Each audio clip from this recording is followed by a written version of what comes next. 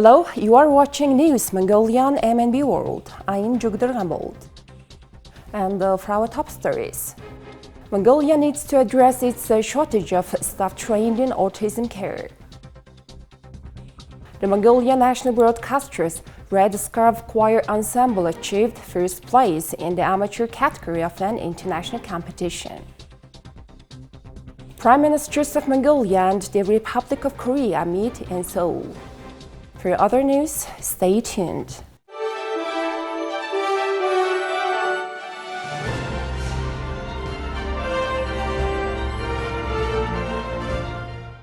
Addressing the needs of children in Mongolia with autism spectrum disorder presents a unique challenge due to a shortage of people trained to support them effectively. Working with children with autism requires specialized skills and understanding, making it essential to have a workforce equipped with the necessary knowledge and expertise to help them thrive. Over the past 5 years, Mongolia has witnessed a five-fold increase in the number of children diagnosed with autism spectrum disorder. The demand for mental health services in Mongolia has also experienced an upswing, as shown by a threefold increase in the number of patients accessing care. Despite the increase in the number of children in Mongolia diagnosed with ASD over the past 5 years, there remains a significant challenge in accurately quantifying the total number of ASD children due to the lack of concrete survey mechanism. The significant challenge is creating a system for unified data. Working with patients with autism requires much more effort compared to the patients without developmental disability. People have poor knowledge about developmental issues, so there are challenges like social stigma. Then we have a lack of special programs and professional staff trained to work with children on the autism spectrum. Mongolia has a shortage of professionals trained in autism intervention and education, exacerbating the difficulties faced by families and communities in providing children with adequate support. The Social Policy Committee gives guidance to the Cabinet after collecting all the proposals and suggestions related to the development of children with autism spectrum disorder. The shortage of professional staff underscores the need for investment in training programs and initiatives to equip educators, therapists, and caregivers with the tools and knowledge required to effectively work with children on the autism spectrum. By addressing this shortfall and empowering professionals with the proper training, Mongolia can take significant strides toward improving the quality of life and opportunities for children with autism and their families. The Red Scarf Choir Ensemble achieved the first place in the amateur category at the 5th International Song Competition held in Ulan-Ude, the capital of Buryatia, Russia.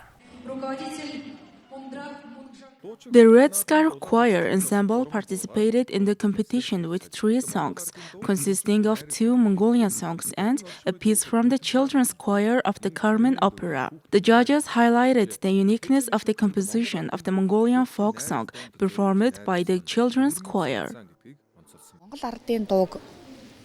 Singing a Mongolian folk song without the music differs significantly from singing a Russian folk song without music.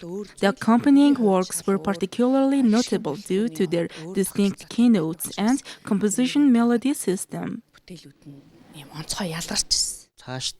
In the future, encouraging our children to participate in the competitions can help them develop professionally and gain valuable self-discovery experiences. This involvement is also beneficial for their teachers, fostering growth and creating learning opportunities. More than 500 children from Russia, Mongolia, and China participated in the competition, which tests the skills of children's choirs and takes place every 4 years. The judges advised Mongolian participants to participate in more competitions at a more professional level.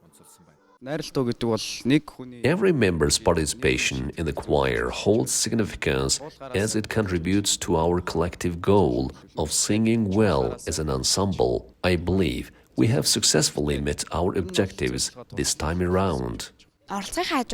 Besides participating in this competition, we had the opportunity to explore some beautiful places. I discovered many fascinating locations while traveling around Ulan-Ude, leaving a lasting impression on me. The Red Scarf Choir ensemble boasts a repertoire of over 100 songs, encompassing Mongolian classics as well as selections from around the world. Previously, they have successfully participated in the International Children's Music Festival held in Hungary and Tianjin, China. The ensemble was established 45 years ago, showcasing their enduring dedication to music and performance. Please take a look at the current affairs of Mongolia. Prime Minister Han commended the successful Go Mongolia event and emphasized Korea's commitment to improving economic cooperation and trade turnover, proposing the joint implementation of the People with Blue Spots travel route. Prime Minister Yurden expressed interest in importing high-quality medicine from Korea, adopting Korean pharmaceutical standards in Mongolia, cooperation in the health sector, and wheat and fodder exports.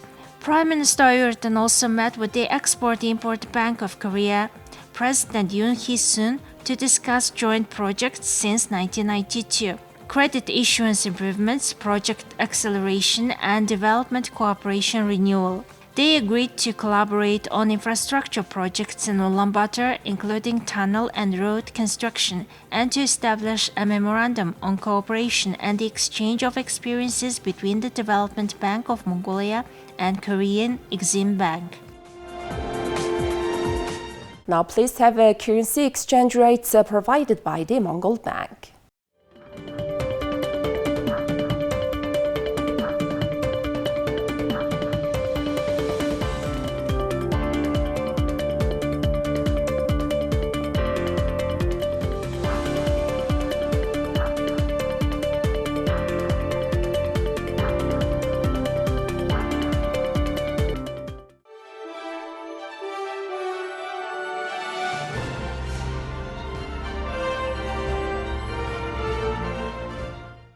Now please take a look at foreign news partnered with international news agencies.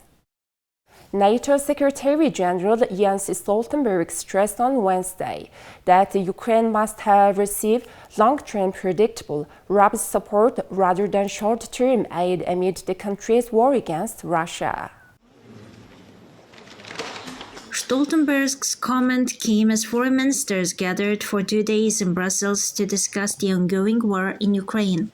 Stoltenberg told journalists that Congress should overcome its differences and pass a supplemental spending bill which includes roughly $60 billion in military aid for Ukraine, saying that the continued delay has consequences on the battlefield.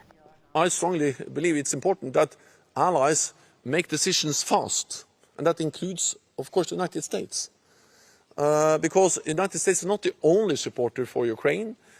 Actually, European allies and Canada are providing roughly 50% of the military support to Ukraine. So this is really a shared effort by the United States and European allies and Canada. But of course, the United States is the biggest ally and is providing the most military support.